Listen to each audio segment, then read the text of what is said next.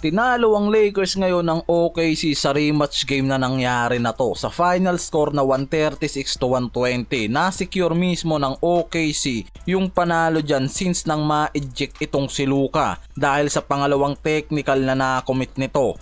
Na meaning na parang nagiinit na talaga yung mga referee para dito sa superstar na si Luka. Mamaya natin pag-uusapan yan mga pare ko ya. Balik muna tayo dito and tama nyo ko kung mali ako. Sa unang game pa lang kasi ng OKC, sobrang init na ng mga to pagdating sa Beyond the Arc and mga tres na binibitawan nila. Ang pagkakaiba lang sa first game nila kasi nakakasabay pa ang Lakers mula sa 3-point line kumpara ngayon na bumagsak naman yung 3-point percentage ng Lakers sa laban na yan. Mula kasi sa first game ng Lakers sa OKC, dinomina nila yung mga to sa first to last quarter.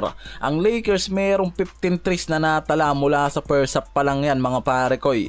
Yan din yung pinakamataas na percentage nila sa threes na parang nabaliktad naman ngayon sa rematch game dahil yung OKC yung kumuha ng mataas na 3-point percentage sa rematch game na to. Ang OKC nakapagtala naman ngayon ng 13 3-pointers mula sa 40 attempts. Halos 33% shooting percentage yung nagawa ng mga yan. Samantalang ang Lakers bumaba sa 12 3-pointers mula naman sa 35 attempts at halos 30% shooting percentage lang yung nagawa ng mga yan. Hindi naman talaga nagkakalayo pero ang OKC kasi nagpakita ng mas mataas na defensive play nila na mismong naging dahilan naman ng pagtaas na naman ng turnover ng Lakers sa rematch na to. Hindi na rin talaga bago sa Lakers yung problema na to mga pare koy. And nasa isang video natin yung analyst na nagsabi sa problema na yan. Visit nyo na lang. Halos 13 turnover kasi yung nagawa ng Lakers dyan na dahilan talaga ng pagbagsak ng opensa nila. And kita naman natin mula nga nang ma-eject itong si Luka, dyan din kasi mismo lumobo yung malaking kalamangan ng OKC.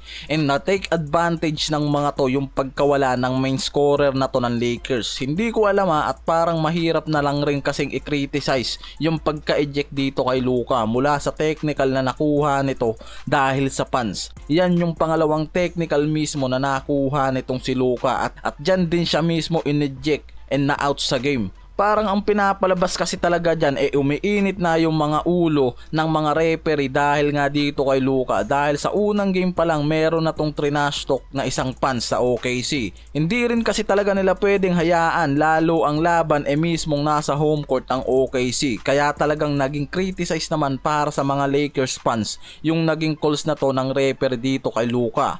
Masyadong na nga lang soft call yung nakukuha nito dahil na rin siguro talaga sa nagiging attitude nitong si Luka na nagiging reklamador sa mga referee. Since nang mapunta to sa Lakers, yan yung napansin ng marami. Dalawang panalo na lang rin kasi ang Lakers ngayon para ma-secured yung third spot sa Western pero tinalo sila ngayon nitong OKC. Kaya nga importante rin talaga sa Lakers yung game na to. Yung nangyaring ejection kay Luka, yung isa sa nakikitang dahilan ng pag-downfall ng mga to mula sa fourth quarter games. Kasi nagkadikit pa yung scoring ng mga to mula sa first to third quarter. At nakalamang pa nga dyan ng 6 points lead ang Lakers sa pagtatapos ng third quarter game. Pero mas lumitaw yung problema nila mula nang ma-eject nga itong si Luka sa 7 minutes ng fourth quarter. Bago kasi ma-eject itong si Luka, nakapagtala pa yan ng 23 points at 5 assists with 13-4 run at 7 of 15 shooting. Kaya nga malaking impact talaga yung pagka-eject nitong si Luka sa nangyaring rematch game na to. Diyan na rin mismo na-secured ng OKC yung panalo. Si SGA mismo yung nagsagawa ng matinding opensa dyan mula sa 42.6 assists and 6 rebounds na ginawa niyan.